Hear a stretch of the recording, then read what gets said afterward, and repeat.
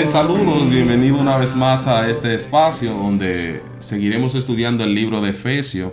En esta oportunidad nos corresponde seguir con Efesios capítulo 4, del verso 16 en adelante. Y vamos a entrar en materia de una vez.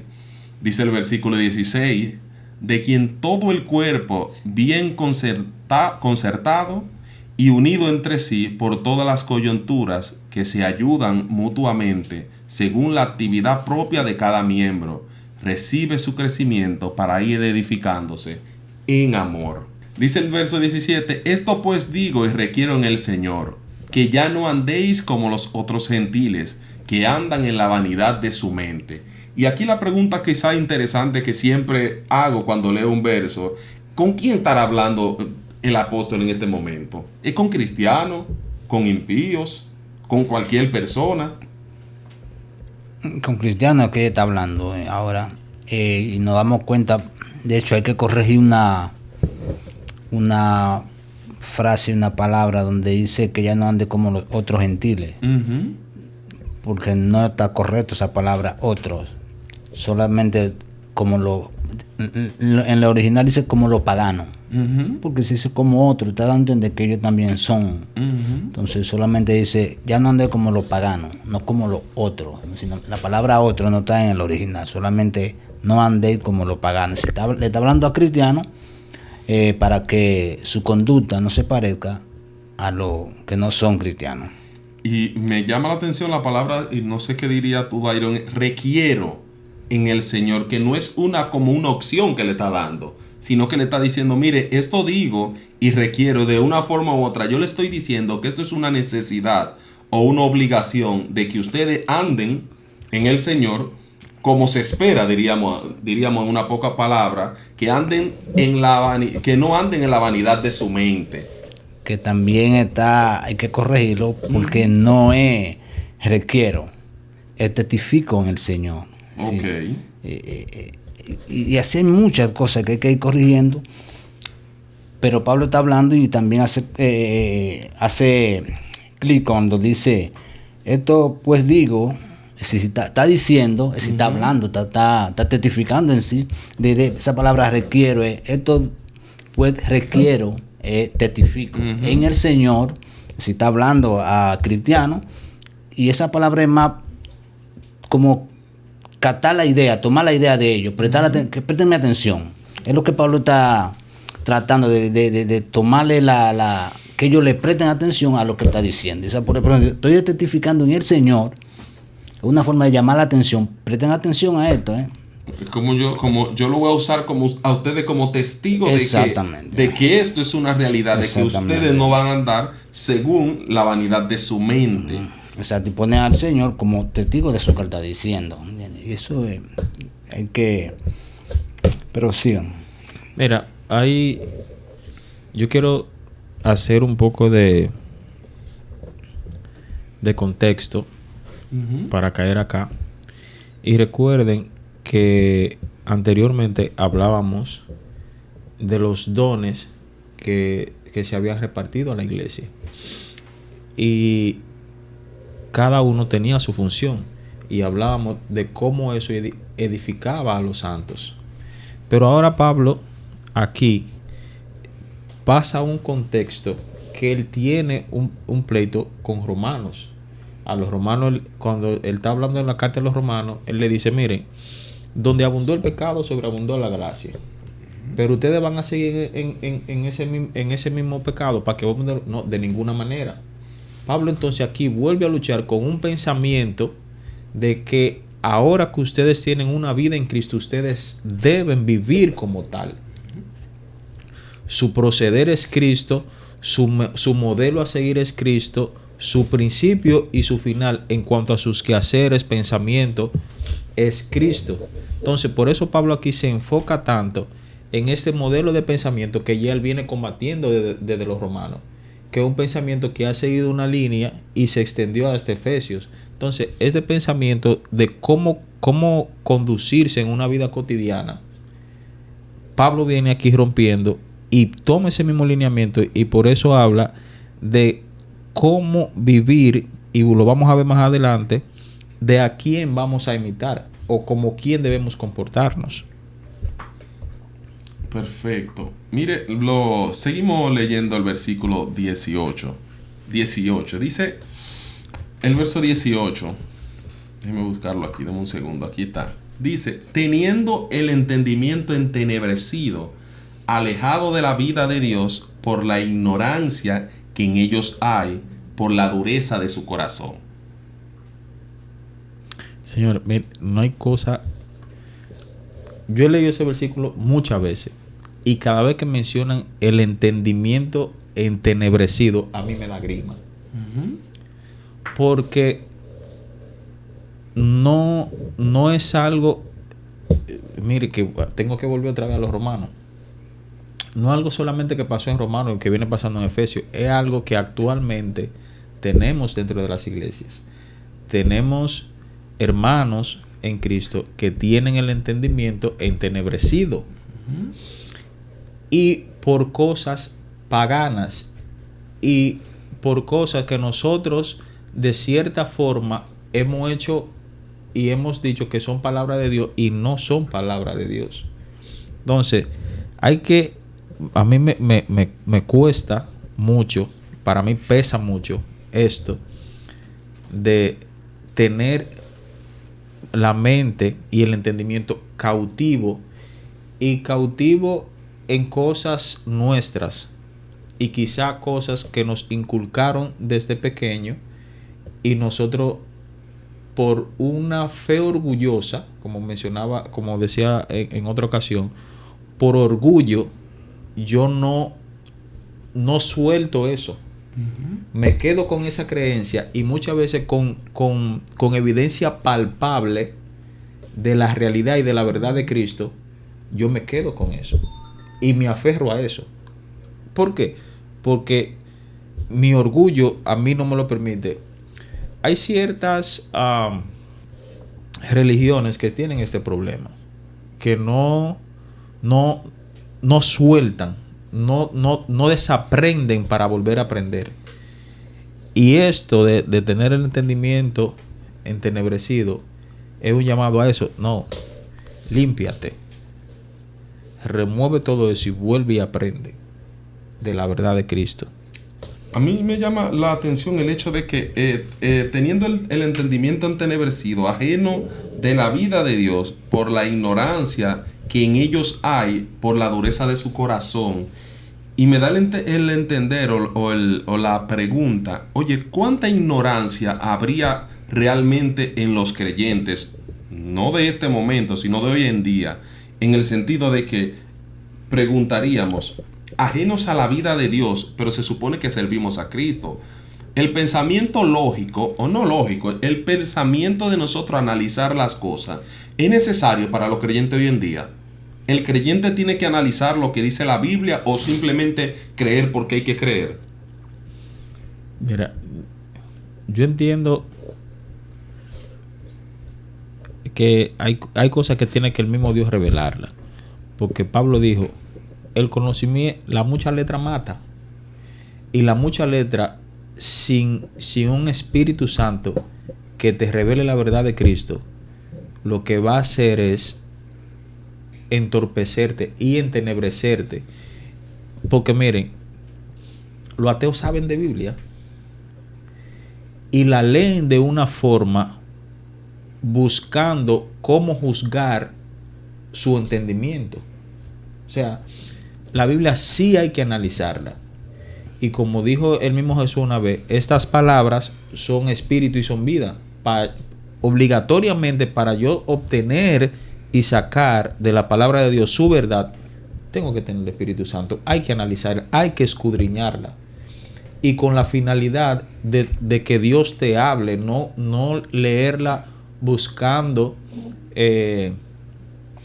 una justificación propia tuya o para tú preparar un mensaje para algo que tú quieres decir y un mensaje que tú quieres enviar. ¿Qué pasa? Entonces, yo entiendo que sí, que hay que escudriñarla, hay que estudiarla y hay que buscar la verdad de Cristo en ella. Déjame llegar hasta, lo voy a, quizá vamos más suave, pero el capítulo 4 del versículo 17 donde estamos, conecta con el capítulo 5 hasta el 20 por ahí. Es una sola. Está separado, pero es la misma cosa. Y cuando vemos ese verso 18, donde dice, teniendo el entendimiento ennegrecido, ajeno a la, y esta es la palabra, a la vida de Dios, por la ignorancia. No se está hablando de un conocimiento de entender quizá las escrituras, se está hablando de un conocimiento de la vida. Es decir, el vivir, no el conocer, el saber, el vivir. Ahí lo dice claro, ajeno de la vida de Dios. Ellos lo que no saben es cómo se vive eso, pero de cómo se entiende, y eso es lo que hoy está pasando en muchos lugares. Gente enorme hablando de Dios, eso le pasó a los hebreos también, gente que sabían de Dios, pero iban, el apóstol, siempre se creemos que el apóstol Pablo que escribió eso, pero ellos iban ocurriendo, mientras servían a Dios, pero le estaban hablando, tengan cuidado, se están deslizando, no se deslicen. Pero esa gente estaban sirviendo a Dios, muy dado al servicio de Dios, pero el que escribe el libro de Hebreos se ve que nota que ellos estaban deslizando. Y es lo que pasa acá.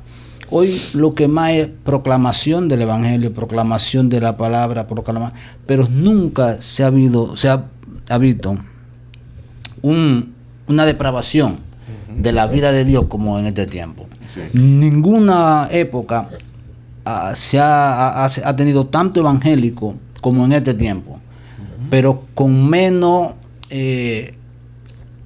vida, menos palabra de Dios vivida. Exactamente, se ve menos la confirmación de la vida de Cristo. Sí. Y el apóstol Pablo está viendo ya en el libro de Efesios que hay gente que tienen, y recuerden que los griegos eran monstruos en cuanto al conocimiento, pero en cuanto a la vida no estaban dando los frutos. Entonces, ¿qué es lo que Pablo está entendiendo? Bueno, usted tiene un entendimiento embotado. No es que no saben. Lo que no saben es cómo vivir la vida de Cristo, pero de que saben, pero la vida de Cristo ellos no saben. Y repito, es ahí que llegamos, o aquí hay muchas personas hoy que saben lo que la Biblia dice. Ahora, tomar eso que la Biblia dice y llevarlo a la vida es lo que le cuesta a la gente. Entonces no se ve, se está viendo mucho conocimiento, vuelvo y tomo lo griego, pero muy poca vida. Eso Jesús lo dijo en otra palabra, en Mateo. Ustedes oyeron que fue dicho.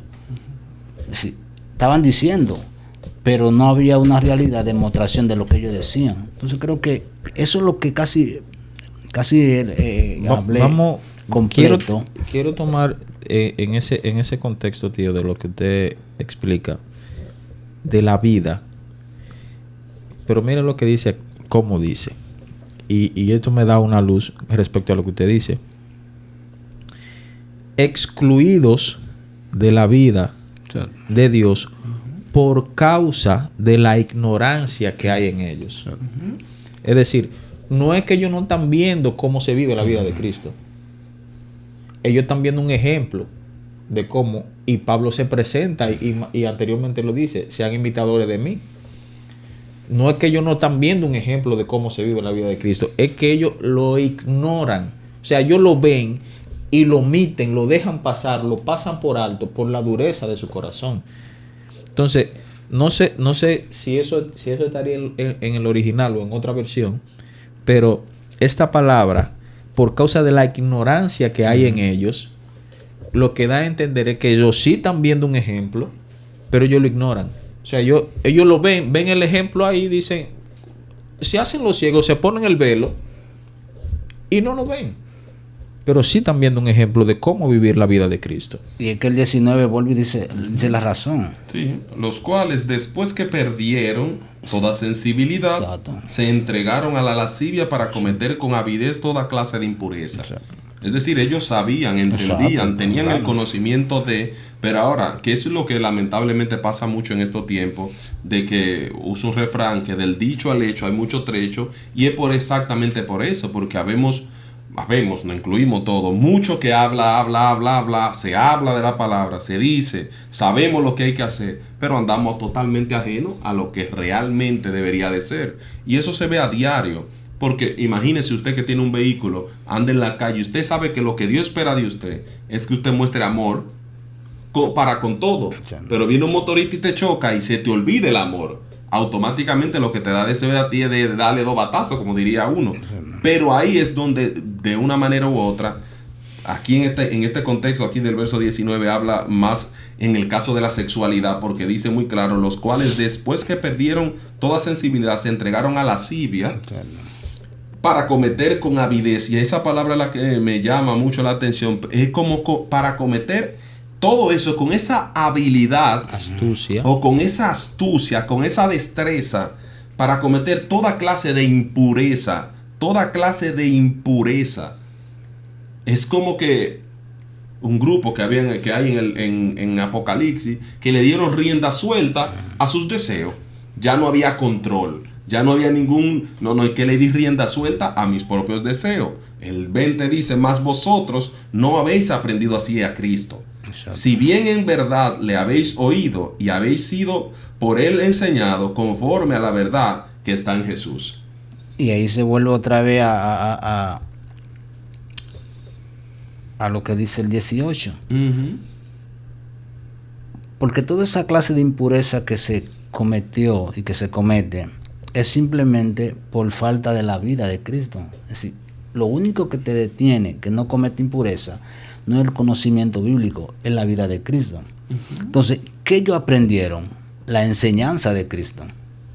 Eso es lo que ellos aprendieron. Y eso es lo que muchos están aprendiendo, la enseñanza de Cristo. Pero el 20, entonces, que dice que esto no, la enseñanza de Cristo hace poca cosa. Lo que vale aquí, dice, más vosotros no habéis aprendido así a Cristo. Lo que hay que aprender es a Cristo, no la enseñanza de Cristo como doctrina, sino la vida de Cristo. Entonces, porque lo único que nos va a detener de cometer toda esa clase de lo que ya se ha cometido y se comete es la vida de Cristo, no una enseñanza de Él. Entonces, ¿qué pasa con hoy en día? Que hoy hay demasiada enseñanza de Cristo. Todo el mundo está enseñando de Cristo. Más que nunca. Pero la gente conoce poco la vida de Cristo y por eso son hasta desleales con ellos mismos. Pongo un ejemplo. Yo me muevo mucho y escucho mucho esto, donde hay líderes que dicen, principales, es que yo sé, pero que no se puede hacer. Es decir, tienen un conocimiento de lo que dice, pero no se puede hacer esto. Es decir, sabiendo esto, no practican la vida de Cristo, saben la doctrina de Cristo, pero cuando lo quieren llevar a la vida de Cristo, no, que no se puede, porque esto cuesta esto, si yo hago eso, me pasa eso. Entonces es fácil la doctrina de Cristo. Ahora la vida de Cristo, eso es sacrificio, eso cuesta. Entonces hay un problema en ese verso 20, porque vosotros no habéis aprendido de esta manera a Cristo. Y entonces el 21 viene a traer el problema. Si es así que lo habéis oído y habéis sido enseñado en Él, según la verdad en Jesús. Es decir, yo interpreto, si yo no lo llevo a la práctica, entonces yo no aprendí nada de Cristo. No aprendí. Sí, la demostración que tú aprendiste a Cristo es la vida de Él. De otra manera, por eso es que el texto mismo da deja como en claro, como una duda, si es que habéis aprendido, si es que usted lo hiciera. A mí me encanta eso de Pablo. Porque no Pablo, estoy muy seguro. Él siempre lo tira. Eso es sí de verdad. La sangre de Cristo pasó por ustedes. Ustedes deben de comportarse así. Exacto. Ahora, si no, entonces ya sabemos que no. No, porque es una realidad. Y es lo que sucede hoy en día.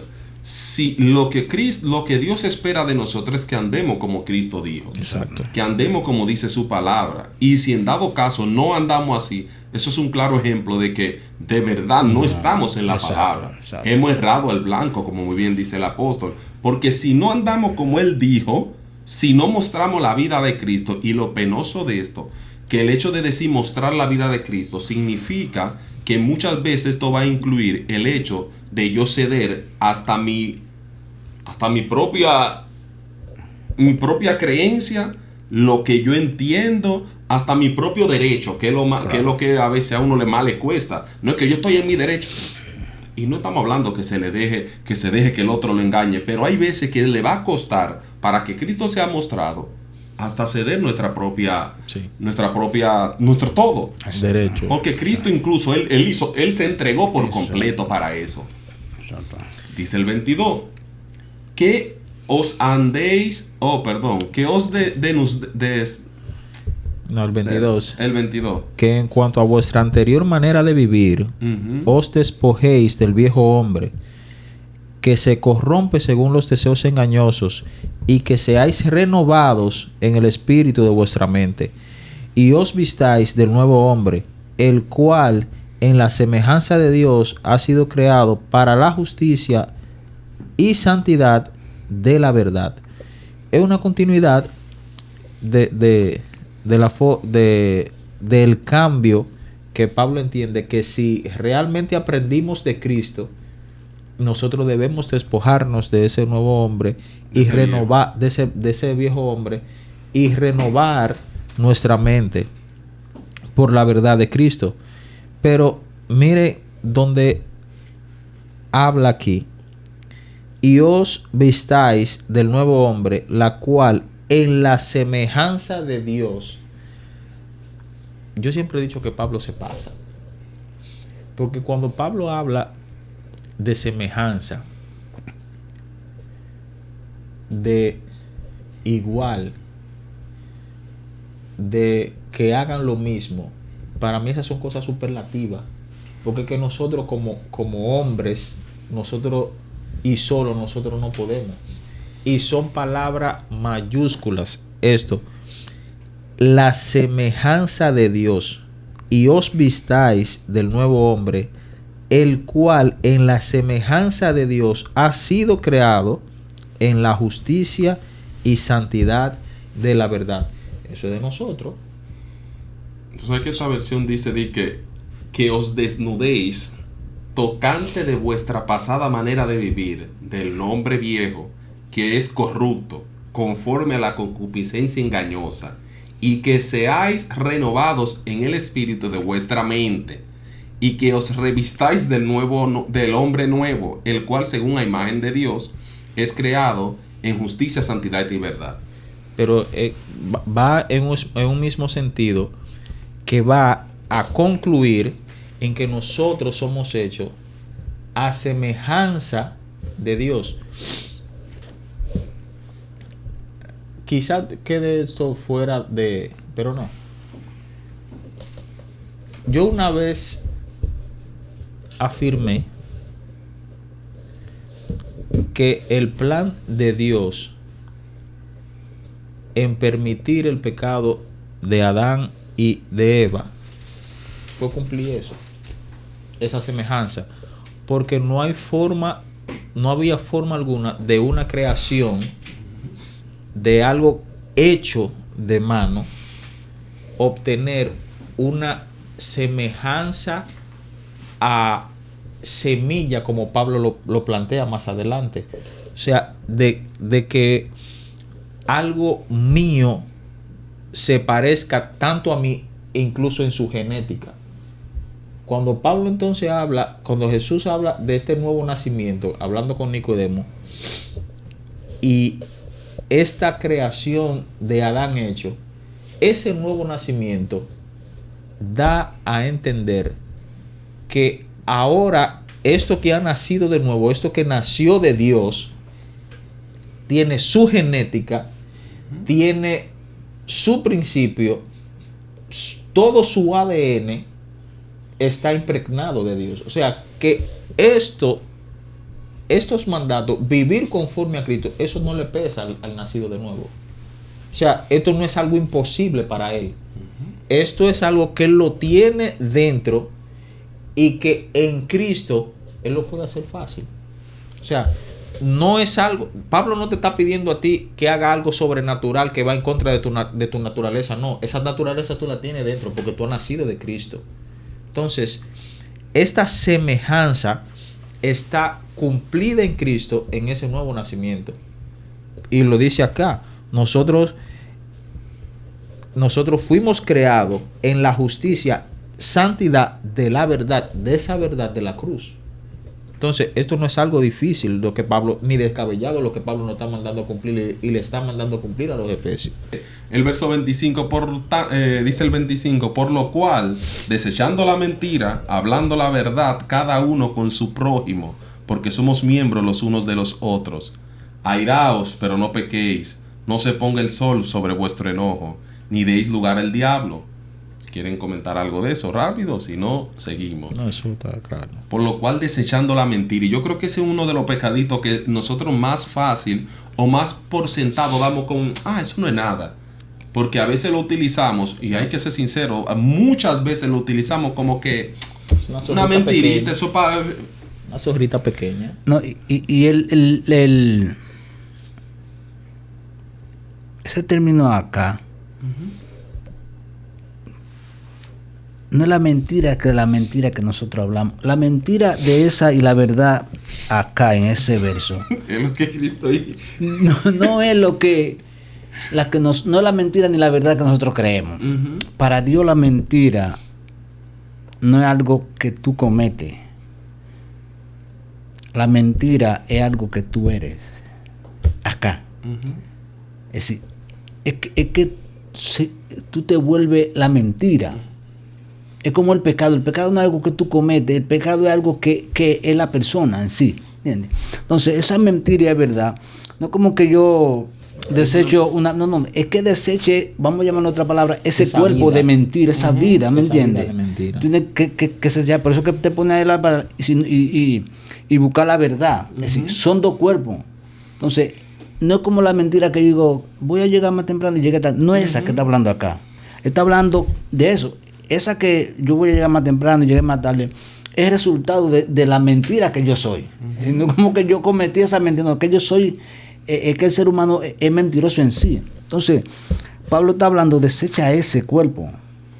Nosotros tenemos la costumbre de tener como un neutro en la vida cristiana, como que no es tan mentira, ni es como tan verdad, no hay neutro. ¿Es verdad o es mentira? Si tú tienes un cuerpo de mentira o tú tienes un cuerpo de verdad. Entonces no hay dos cuerpos, tú andas en la luz o andas en la tiniebla, no hay como un neutro, que yo ando medio en la luz, no hay neutro acá. Entonces esto acá está hablando de desechar en eso. Desechar esa mentira de decir o de que nos desnudamos supuestamente y nos vestimos de Cristo, pero cuando en la realidad andamos como vestidos del mundo. Por eso es que tú ves que nos da la capacidad de que nos evitamos, ves que tenemos es cubierto de algo que somos.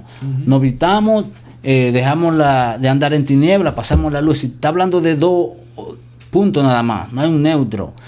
¿Somos la luz o somos la tiniebla? Sí. ¿Andamos en verdad o andamos en mentira? No hay neutro acá. Si hay algo que nosotros le pasamos quizás por alto, por esto es muy fuerte lo que el apóstol Pablo está hablando.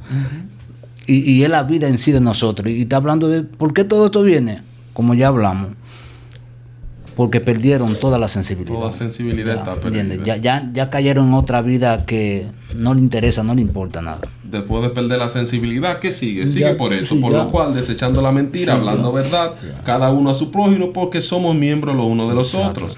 Y agarra y dice el 26, airaos, pero no pequéis, no se ponga el sol sobre vuestro enojo, ni deis lugar al diablo.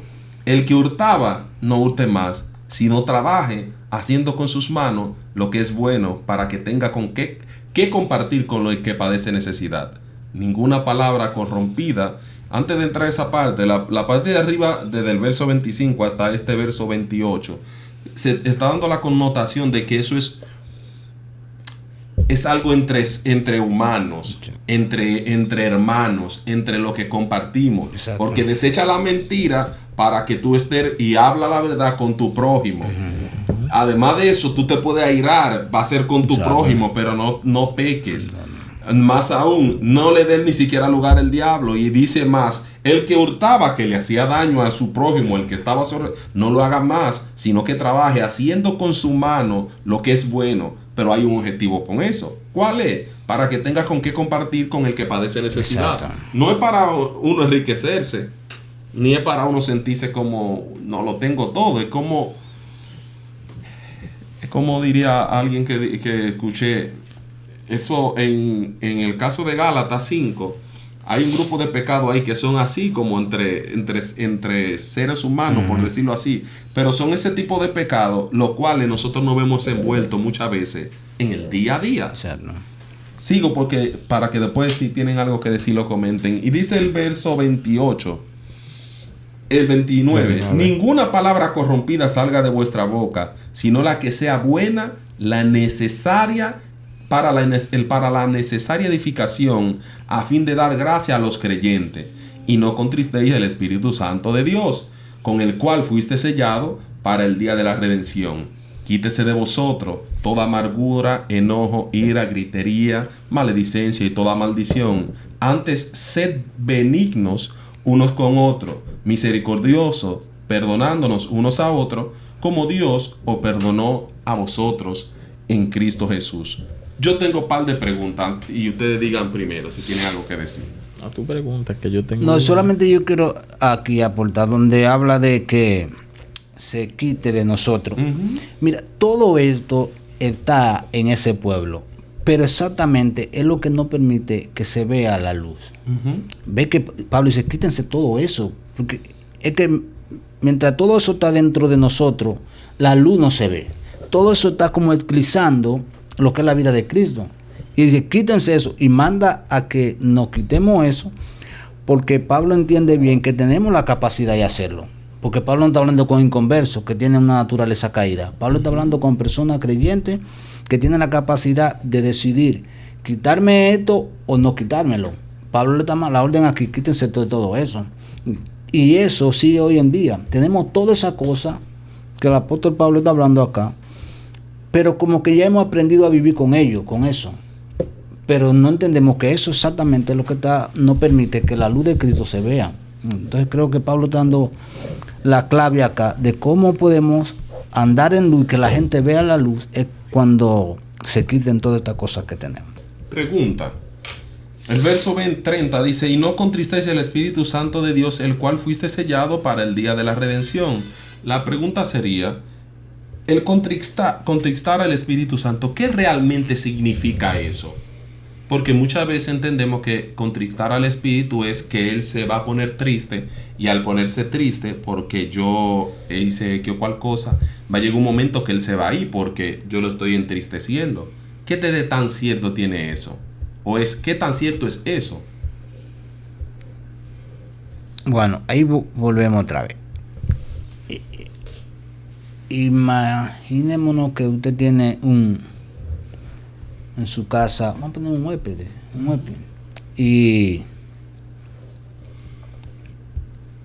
y esa persona que usted tiene ahí le hace sentir mal a usted.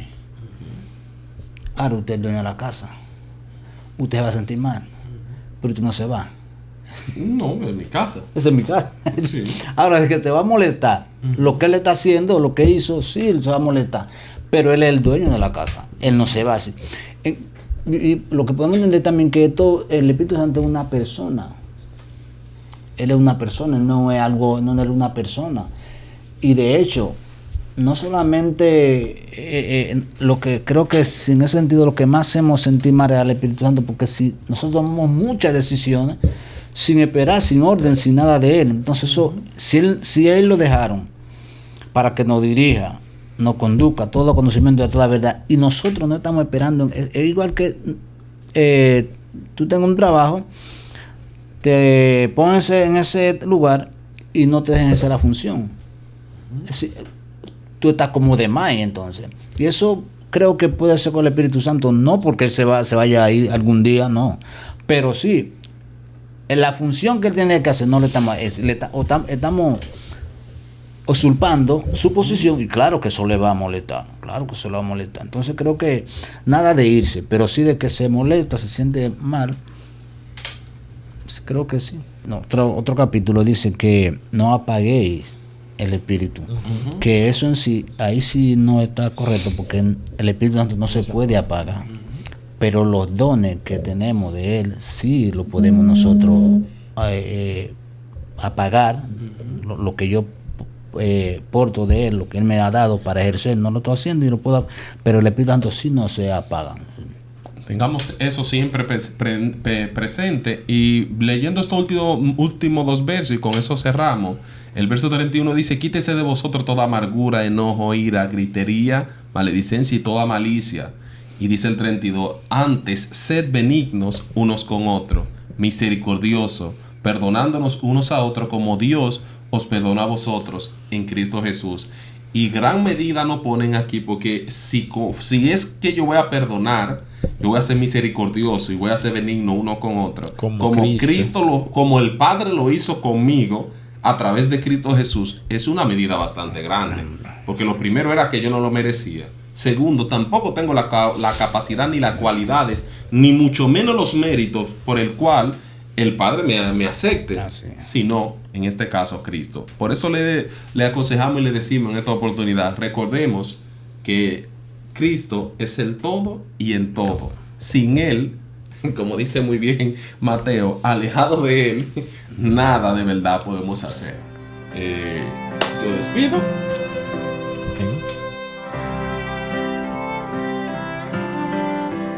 Puedo oír la voz de Cristo que me llama hacia Él.